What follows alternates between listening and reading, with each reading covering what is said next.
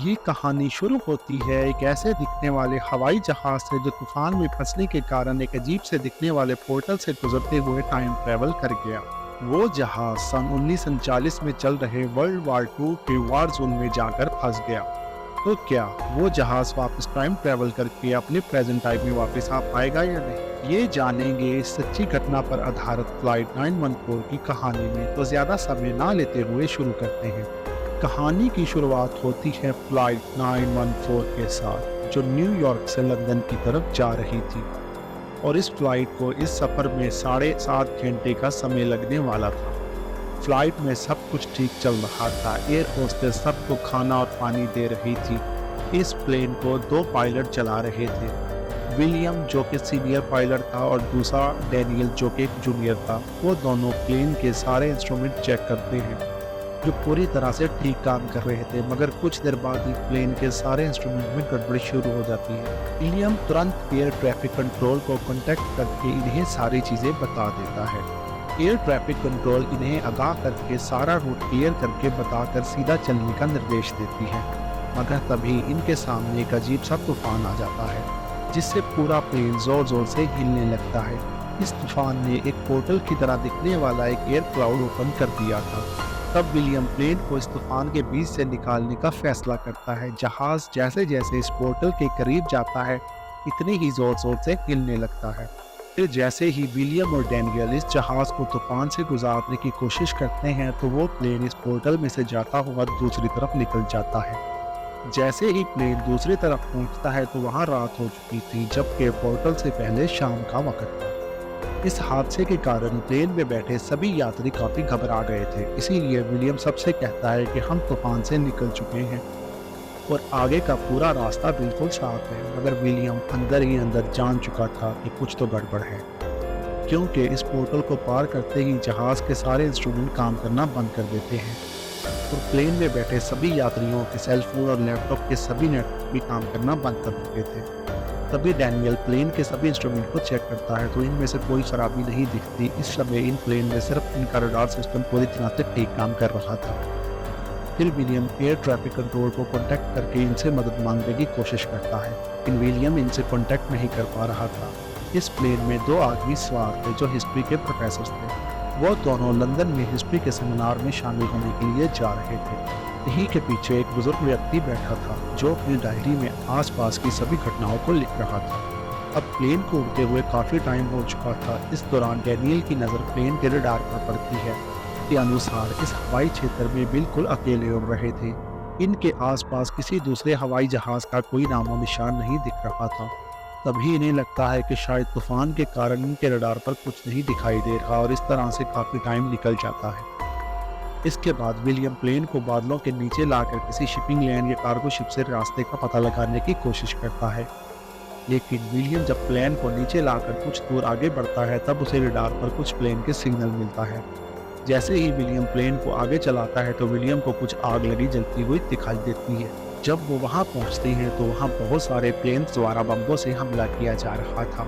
जगह पर बहुत सारे फाइटर प्लेन्स थे जो किसी शहर को हमले से बर्बाद कर रहे थे। ये सब देखकर पायलट और सभी यात्री बहुत चौंक जाते हैं। इन्हें कुछ समझ नहीं आता कि आखिर वहाँ क्या हो रहा है। तभी कुछ फाइटर प्लेन्स इनके भी पीछे लग जाते हैं, तो विलियम प्लेन को बचाने के लिए वापस बादलों के ऊपर चला जाता है। मगर इस प्लेन में बैठे 2 यात्री बेंट और ड्यू, जो हिस्ट्री के प्रोफेसर थे, वो इन जहाज़ों को देखकर समझ जाते हैं और वो दोनों तुरंत जाकर विलियम को बताते हैं। उन्होंने जो फाइटर प्लेन्स देखे हैं वो जियो 88 थे और इन प्लेन्स को 1945 के बाद कभी नहीं देखा गया। जून 1940 में जर्मन सेना ने इन प्लेन से फ्रांस पर बॉम्बिंग की थी और जब वो इस पोर्टल से निकले, तब से इनका कोई भी इंस्ट्रूमेंट काम नहीं कर रहा था, क्योंकि वो प्लेन इस पोर्टल के दौर में टाइम ट्रेवल कर चुका था। वो लोग सन 1940 में पहुंच गए थे। यहाँ पर वर्ल्ड वार 2 चल रहा था। पहले तो कैप्टन विलियम इनकी बातों पर यकीन नहीं करता, लेकिन बेनेट और डेव की बातों से भी उसे यकीन हो जाता है कि वो टाइम ट्रेवल कर चुके हैं। जिसके बाद बेनेट और डेव वर्ल्ड वार 2 की सारी जानकारी जुटाकर इस जगह का नक्शा बनाने की कोशिश में लग जाते हैं, ताकि वो अपनी लोकेशन का पता लगा सके। कैप्टन विलियम लगातार एटीसी से कांटेक्ट करने की कोशिश में लग जाता है। तभी इनका कांटेक्ट नाइजल नाम के एक सैनिक से होता है। विलियम उसे कहता है कि वो लोग रास्ता भटक गए हैं और वो फंस चुके हैं। नाइजल उसे बताता है कि वो लोग जर्मन सेना के एक वार जोन में उड़ान भर रहे इन्हें वहाँ नहीं होना चाहिए। विलियम को नाइजल से पता चलता है कि वो 17 जून 1940 में आ गए हैं, जहाँ पर वर्ल्ड वार 2 चल रहा था। विलियम इस प्लेन के साथ हवाई वार जोन में उड़ रहा था। इसी दौरान पेनट और डेव इतनी डिप्रेशन का अंदाजा लगा करके अपने के पास पहुंच जाते हैं, मगर प्लेन में बैठा एक दूसरा आदमी इनकी सारी बातें सुन लेता है। प्लेन में बैठे सभी यात्रियों को बता देता है, जिससे इन सभी यात्रियों में टेंशन का माहौल क्रिएट हो जाता है। अब प्लेन को लगातार उड़ाते हुए 150 मिनट हो चुके थे, जिस कारण इनका फ्यूल भी आधा हो चुका था। इसके बाद विलियम नाइजल से कांटेक्ट करता है और प्लेन को लैंड कराने के लिए एक सुरक्षित जगह मांगता है, ताकि वो फ्यूल खत्म होने से पहले अपने हवाई जहाज को लैंड करा सके। मगर उसी वक्त नाइजल उसे बताता है कि जर्मन सेना को इनके प्लेन के वार जोन में होने का पता चल चुका है और वो इन पर हमला करने का प्लान बना रहे हैं। इसीलिए नाइजल विलियम से उसे अपने प्लेन का रास्ता बदलकर वापस बादलों के ऊपर जाने के लिए कह देता है, मगर इनके बादलों से ऊपर जाने से पहले ही जर्मन सेना के कई सारे फाइटर प्लेन वहां पर आकर उन पर अटैक कर देते हैं।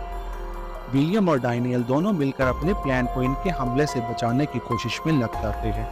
जर्मन फाइटर प्लेन्स इन पर लगातार अटैक करते जा रहे थे, तो विलियम प्लेन को तेजी से नीचे लाकर तुरंत ऊपर ले जाता है, जिससे कुछ जर्मन प्लेन जमीन से टकराकर तबाह हो जाते हैं। इन फाइटर प्लेन्स की फायरिंग से एक गोली डैनियल को छूकर निकल जाती है, जिससे डैनियल घायल हो जाता है और सिर्फ विलियम ही प्लेन को तुरंत बादलों के ऊपर ले जाकर जर्मन फाइटर प्लेन की रेंज से दूर निकल जाता है।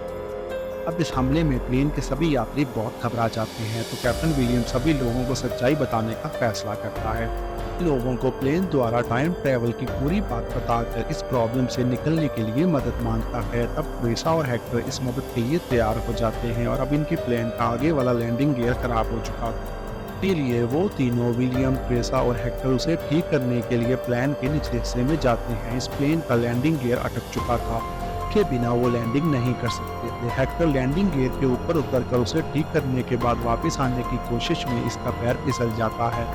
हेक्टर यहाँ प्लेन से नीचे गिरने से बाल बाल बच जाता है। अब प्लेन में सिर्फ 90 मिनट फ्यूल बचा था और इन्हें जल्दी ही प्लेन को लैंड करवाना था। फिर विलियम तुरंत वापस बादलों से नीचे आकर नाइजल को इसकी फ्रिक्वेंसी पर कांटेक्ट करता है। तो इस दौरान जर्मन फाइटर प्लेन फिर से इन पर हमला कर देते हैं और एक मिसाइल हमले में प्लेन की कुछ विंडो टूट जाती हैं। विलियम अपनी होशियारी से दोनों प्लेन को हवा में तबाह कर देता है और इससे बादलों के ऊपर चला जाता है, ताकि वो जर्मन फाइटर प्लेन से बचे रहें। वे इन्हें एक बात समझ आ जाती है कि जब भी फाइटर प्लेन आते हैं तब रडार इनको एक वार्निंग देता है, जिससे इन्हें फाइटर प्लेन्स के आने का पता चल जाता है। अगर यही रडार सिस्टम जमीन पर भी हो तो वो दुश्मन के प्लान को ट्रैक कर सकते हैं, जिससे वो बचे रह सकते हैं। अभी सब मिलकर इस रडार सिस्टम को नाइजल को देने का फैसला करते हैं, ताकि इनके लिए एयर ट्रैफिक कंट्रोल सिस्टम बन पाए और वो दुश्मन से दूर रहते हुए सीधा उड़ सके। इन्हें यहाँ से बचने के लिए इस तरह के तूफान का इंतजार करना था, जिस तूफान में फंसकर वो टाइम ट्रैवल के द्वारा पास में आ सकते थे और वही तूफान इन्हें वापस टाइम ट्रैवल करके इनके प्रेजेंट टाइम में ले जा सकता था। और डैनियल, बेंट और डेव पूरे रडार सिस्टम को तैयार करके एक टेम्परेरी पैराशूट की हेल्प से उसे एयर ड्रॉप कर देते हैं और वो रडार सिस्टम एक जंगल में जाकर गिरता है, जहां पर उसे ब्रिटिश सेना द्वारा ले लिया जाता है। फिर इस रडार सिस्टम को आर्मी बेस पर लाया जाता है, मगर इस दौरान जर्मन फाइटर प्लेन्स इनकी प्लेन पर फिर से हमला कर देते हैं।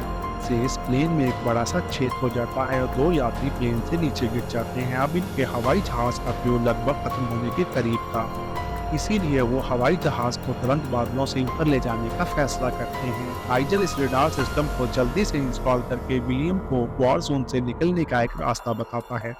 इसी दौरान जर्मन फाइटर प्लेन्स इन्हें चारों तरफ से घेर लेते हैं, लेकिन तभी इन फाइटर प्लेन्स पर ब्रिटिश सेना के प्लेन हमला करके विलियम और इस जहाज को बचा लेते हैं। उस रडार सिस्टम को स्कैन कर रहा था, तभी उसे विलियम के प्लेन के सामने तूफान के सिग्नल मिलते हैं। नाइजल तुरंत ही विलियम को इसकी जानकारी देता है और फिर जल्द ही विलियम और डैनियल को भी वही तूफान नजर आ जाता है। विलियम नाइजल को गुड बाय कहकर इसी तूफान में घुस जाता है और तूफान से पार होते ही इनका जहाज पूरी तरह से हिलने लगता है। तूफान के अंदर जाते हुए वो फिर से टाइम ट्रेवल करके वापस अपने प्रेजेंट टाइम में आ जाते हैं और वो तुरंत एयर ट्रैफिक कंट्रोल से कॉन्टेक्ट करके सेफ्टी रनवे पर लैंड कर जाते हैं। वे यात्री और ग्रुप मेंबर जिंदा बचकर वापस आने की खुशी में गले मिलते हुए प्लेन से बाहर निकल जाते हैं और फिर आखिर में एक बुजुर्ग व्यक्ति प्लेन में रह जाता है।